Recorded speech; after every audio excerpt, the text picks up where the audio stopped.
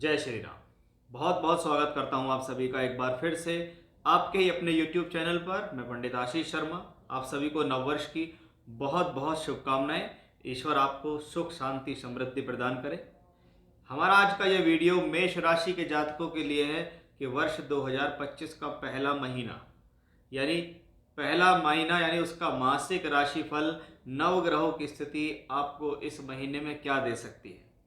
आपके एजुकेशन के लिए, आपकी हेल्थ के लिए, आपका फाइनेंस, आपकी प्रोफेशनल लाइफ, आपकी संतान, आपकी फॉरेन ट्रैवलिंग्स, यानी प्लैनेट से रिलेटेड कौन सा प्लैनेट आपको इस महीने के अंदर क्या देगा, कब वह स्थिति परिवर्तन करेगा, क्या उसकी स्थिति परिवर्तन करने से, राशि बदलने से आपको कुछ मिलने वाला है, कौन सी ऐसी तारीख होगी जिससे आपके जीवन में उस महीने के अंदर कुछ बेहतर होगा।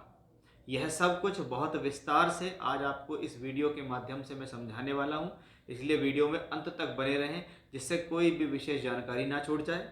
अपने जन्म पत्रिका यदि आप दिखाना चाहते हैं लगन कुंडली या वर्ग कुंडलियों के आधार पर, तो आप नीचे नंबर दिया गया है आपको व्हाट्सएप, आप उस पर कॉन्टैक्ट कर सकते हैं, पेड कंसल्टेंसी होगी। तो मेष राशि के जातकों के लिए जनवरी 2025 का पहला महीना कैसा होने वाला है। आइए सबसे पहले इसके लिए हम ग्रहों की भूमिका को देख लेते हैं कि जैसे ही हमने 2025 में कदम रखा तो 1 जनवरी के दिन सुबह सुबह प्रातः 6 बजे के आसपास जब सूर्य उदय का समय हमारा होता है तो कौन से प्लेनेट की स्थितियां कहां पर होती हैं। हमने देखा कि बृहस्पति दूसरे घर के अंदर वक्री अवस्था में बैठे हुए हैं, मंगल भी चौथे घर के अंदर नीच भी हैं और वक्री भी हैं, छठे घर में आपके केतु विराजमान है, 8वें घर के अंदर बुध की पोजीशन मिलेगी, भाग्य स्थान में सूर्य है, शुक्र शनि की युति एकादश भाव में बन रही है और राहु आपके 12वें घर में विराजमान है। ये तो थी ग्रहों की स्थितियां जो कि हमें ये बताती है कि कौन सा प्लेनेट हमारा कहां पर बैठा हुआ है। अब हम एक एक ग्रह के बारे में आपको बताएंगे कि ये ग्रह आपके जीवन में आपको क्या क्या दे सकता है। सबसे पहले मैं हमेशा से बात करता हूँ आपकी राशि के लॉर्ड की। जितना ज़्यादा आपकी राशि का मालिक प्रबल होगा या मजबूत होगा उतना आप अपनी लाइफ में बेहतर करेंगे। अब ये मेष राशि है, मेष राशि मंगल प्रधान राशि है और इस राशि के मालिक मंगल हैं। इस राशि के अंदर अग्नि तत्व होता है, यानी ये लोग थोड़े क्रोधी भी होते हैं, थोड़े जल्दबाज भी देखे गए हैं, हिम्मती भी देखे गए, मेहनती और साहसी भी देखे गए। अब इनको एनर्जी देने वाला जो प्लेनेट है वो मंगल है। वो मंगल 4th हाउस में चंद्रमा की राशि में नीच का हो गया और वक्री भी हो गया। कोई भी प्लेनेट अगर वक्री है तो उसका बल बढ़ रहा है उसी अवस्था में। वो स्वराशि का होके वक्री है तो बल बढ़ेगा, वो उच्च का होके वक्री है तो बल बढ़ेगा उसका, लेकिन वो अगर नीच का होके वक्री है तो उसका और अधिक बल बढ़ेगा। और जब बल बढ़ेगा तो वो प्लेनेट थोड़ा प्रॉब्लम बढ़ा सकता है। अब कुछ कहते हैं जी नीच का वक्री उच्च के फल देता है, ऐसा हो ही नहीं सकता। वो प्लेनेट उच्च के कैसे फल दे देगा। वो कर्क राशि में नीच होता है, वो मकर में उच्च होगा, अपने से 7वें घर में उच्च होगा, वहां तक जाने के लिए उसको उतना समय चाहिए, वो कैसे फल दे देगा। नहीं, इसके लिए मैंने अलग से वीडियो बनाए हैं मेरे चैनल पे, आप देखना। वो बहुत लोगों ने उसको देखा है, लाइक कमेंट शेयर किया है, तो आप उसको देखिए तो उस चीज को समझेंगे। यहां मेरा प्लेनेट मंगल नीच का है। अब ये नीच का होके वक्री है और वक्री है तो ये प्रॉब्लम को बढ़ाने में सक्षम है, और बढ़ाने में सक्षम है तो आपको ज़्यादा क्रोधी या जल्दबाज बना सकता है, आपको साहसी होने के साथ साथ दुस्साहसी बना सकता है, आप किसी का भी सामना कर सकते हैं। ये कॉम्बिनेशन जल्दबाजी में आपको डिसीजन दिला सकता है, आपको क्रोध दे सकता है। इस दौरान आप अपने आप पर पेशेंस रखें, अपने आप पर थोड़ा सा संयम रखें, जल्दबाजी से आप बचें। अदरवाइज आपके लिए इस महीने में ये प्लेनेट प्रॉब्लम क्रिएट कर सकता है, क्योंकि ये 4th हाउस में है तो पारिवारिक वातावरण खराब कर सकता है, आपके मन के अंदर चिंता परेशानी दे सकता है, आपकी मैरिड लाइफ में प्रॉब्लम दे सकता है, प्रोफेशनल लाइफ में। क्योंकि जो व्यक्ति जल्दबाज या क्रोधी किस्म का हो जाता है ना, जिद्दी हो जाता है, तो उस पर क्या है ऐसा प्रभाव होता है। अब कोई बच्चा छोटा हो या बड़ा हो या वृद्ध हो, सभी पे इसका अधिकार है। तो वो इस चीज को कहीं ना कहीं अपने ऊपर, क्योंकि मंगल एनर्जी है, आपकी एनर्जी अगर सही जगह पर खर्च नहीं होती है तो आप फिर इधर उधर अपना दिमाग लगाएंगे, उधर उधर लोगों से बातें करेंगे, फालतू की बातें करेंगे और फिर आपको प्रॉब्लम्स होगी। कुछ समय के लिए मंगल से आपको कुछ पॉजिटिव वाइब्रेशन मिलेगी, क्योंकि मंगल 21 जनवरी को वक्री होते हुए मिथुन राशि के अंदर चले जाएंगे। यहाँ राशि का मालिक थर्ड हाउस में जाएगा, तो ये कॉम्बिनेशन फिर भी अच्छा है, क्योंकि अब ये मंगल नीचे नहीं रहा है, ये वापस चला गया वक्री होते हुए, और मंगल थर्ड हाउस में हमेशा से शुभ होता है। इसलिए ये समय का जो 21 जनवरी के बाद आपको काफ़ी कुछ राहत मिलने वाली है। 21 जनवरी के बाद आपके ये प्लेनेट जो है ये नीचता से निकलकर पिछले भाव में जाएगा, वक्री है वहाँ भी रहेगा, लेकिन थर्ड हाउस में है, मंगल है और वक्री है, तो पॉजिटिव है। यानी यहाँ पर अब तक जितने भी काम आपके जीवन में बिगड़े हैं या परेशानी है, तो आपको उसमें काफ़ी रिलैक्स आने वाला है। आप जो भी काम इस दौरान करेंगे आपके लिए रिलैक्स महसूस होगा, पॉजिटिव महसूस होगा। इसलिए 21 जनवरी तक थोड़ा सा अपना ध्यान रखें, अदरवाइज आप अपनी ही गलतियों से अपना नुकसान कर देंगे और कुछ भी प्राप्त नहीं होगा। आगे चलते हैं, हम बृहस्पति के बारे में थोड़ा सा समझते हैं कि बृहस्पति, जिसको हमने धन का कारक कहा है, और वो बृहस्पति आपके लिए भाग्य को भी दर्शाता है और 12वें घर खर्च को भी दर्शाता है। अब अगर पोजीशंस वाइज देखें तो 12वें घर का मालिक यहाँ है और 9वें घर का मालिक यहाँ से ये प्लेनेट अपने से तीसरे में है और यहाँ से ये प्लेनेट अपने से छठे में है। यानी पोजीशन वाइज ऐसे बृहस्पति को शुभ नहीं मानते, क्योंकि ये बृहस्पति वक्री होकर शत्रु की राशि में है। तो धन का कारक धन के भाव में हो तो कारको भाव नाशाय होता है। कारक ने भाव का नाश किया, और वो किस चीज का कारक है? वो धन का कारक है। यानी पहले वो प्लेनेट पैसे देगा, पहले वो प्लेनेट पैसे दिलाएगा, फिर वो प्लेनेट उन पैसे को खराब जगह इन्वेस्टमेंट करा के खर्च करा देगा, नुकसान करा देगा। क्योंकि वो वक्री है तो द्वादशेष है, अधिक खर्च का बढ़ना, पैसे से संबंधित समस्याएं आना, धन से संबंधित प्रॉब्लम्स आपकी लाइफ में अचानक से क्रिएट करना, आप अपने धन की स्थितियों को संभाल नहीं पाए हैं, वो प्रॉब्लम्स ये प्लेनेट आपको देने में सक्षम है।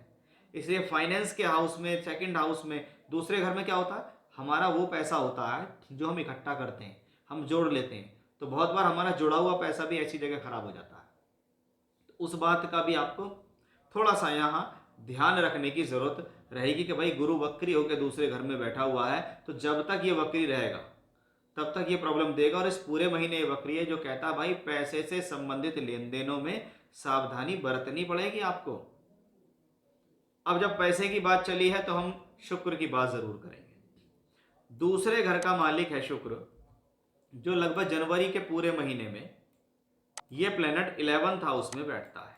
यानी अब हम बात करते हैं सोर्स ऑफ इनकम की। ये तो उस पैसे की बात थी जो आपने रखा हुआ है, जोड़ा हुआ है, जिसको आप यात्राओं पर खर्च कर रहे हैं या कहीं आने जाने में खर्च करेंगे, या आप पर कोई अकस्मात खर्च बनेगा, चाहे पारिवारिक जिम्मेदारी का ही खर्च बने। लेकिन दूसरे घर का मालिक 11th हाउस में जो कहता है कि जो काम आप कर रहे हैं अपने जीवन में, करने जा रहे हैं, जिससे आपको सोर्स ऑफ इनकम पैदा होता है, मैं आपको वो चीज़ कंटिन्यूसली दिलाता रहूँगा। इसको हम कहेंगे सोर्स ऑफ इनकम का कॉम्बिनेशन। कि ये शुक्र ग्रह दूसरे घर धन का मालिक होकर 11th हाउस में 11th लॉर्ड शनि के साथ है, इसलिए ये एक धन योग है। ये वो धन योग है जो कि हमारे 10वें घर से दूसरे स्थान पर बनता है। 10वें में मैंने कर्म किया और दूसरे घर से मैंने धन प्राप्त कर लिया, मेरी कमाई का पैसा है ये।